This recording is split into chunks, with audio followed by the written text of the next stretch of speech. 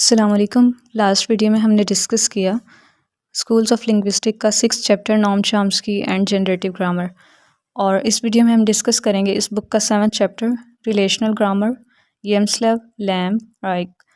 जैसा कि हम जानते हैं कि लास्ट चैप्टर नॉर्म चॉम्स्की एंड जनरेटिव ग्रामर में भी जेफरी सैम्पसन ने नॉर्म चॉम्स्की को बहुत ज़्यादा क्रिटिसाइज़ किया था, और अगर हम 7th चैप्टर को एज अ होल देखें तो इसमें भी जेफरी सैम्पसन ने येम्सलेव और लैम के आइडियाज़ का नॉर्म चॉम्स्की की थ्योरी के साथ बहुत ज़्यादा कंपैरिजन किया है।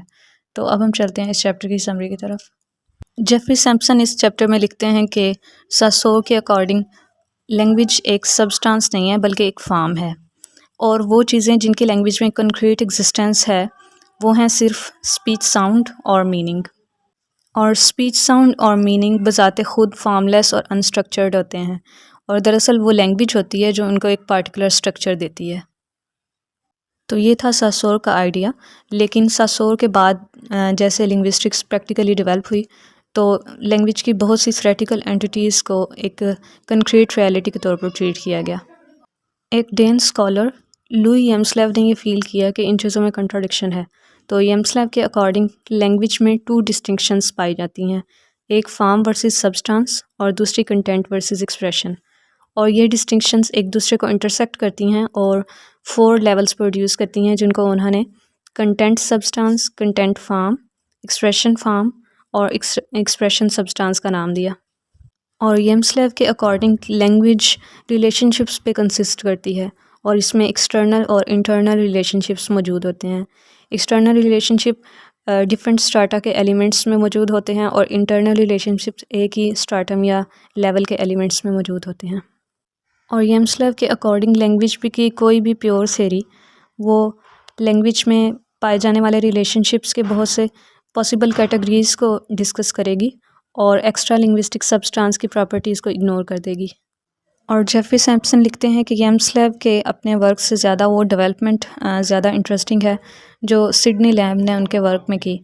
और लैम्ब ने लैंग्वेज यूनिट्स में पाए जाने वाले कॉमन रिलेशनशिप टाइप्स को लिस्ट किया, और उनमें से एक रिलेशन अल्टरनेशन का रिलेशन है, जिसको हम इस तरह समझ सकते हैं कि अगर हम गो और मूव को क्लोज सिनोनिम्स एक्सेप्ट कर लें तो हम ये कह सकते हैं कि एक सिंगल मीनिंग यूनिट लोकोमोट, जिसके मायने move from one place to another के हैं, तो लोकोमोट को हम अल्टरनेटिवली गो या मूव के साथ रिप्रेजेंट कर सकते हैं।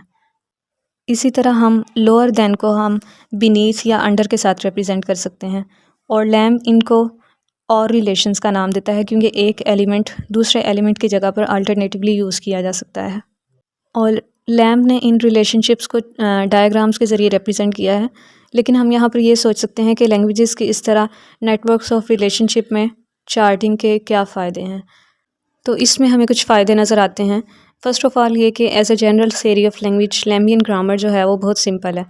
फॉर एग्ज़ाम्पल अगर हम चॉम्स्कियन लिंग्विस्टिक थ्योरी को देखें तो इसमें बहुत से थ्योरेटिकल कॉन्सेप्ट्स मौजूद हैं जो कि ख़ुद इतने कॉम्प्लेक्स हैं कि उनको फिर समझने के लिए बहुत से बेसिक कॉन्सेप्ट्स को समझना पड़ता है। लेकिन लैम्ब तमाम लिंग्विस्टिक लेवल्स पर सिर्फ चंद रिलेशनशिप्स को डिफ़ाइन करता है और उनको वो नोड्स के ज़रिए रिप्रेजेंट करता है, जो कि हमारे पास सिर्फ तकरीबन हाफ डज़न हैं। और यही सारा थ्योरेटिकल ऑपरेटर्स है जो लैम्ब पूरी लैंग्वेज का स्ट्रक्चर डिफ़ाइन करने के लिए यूज़ करता है। और लैम्ब ग्रामर्स बहुत ज़्यादा सिमिलर हैं कि उनमें तमाम लेवल्स पर सेम टाइप के एलिमेंट्स मौजूद हैं।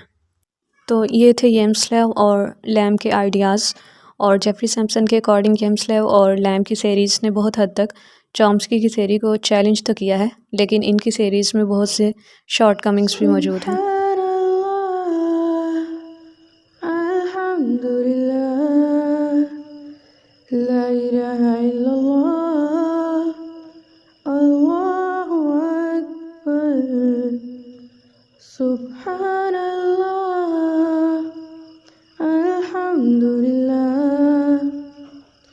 La ilaha illallah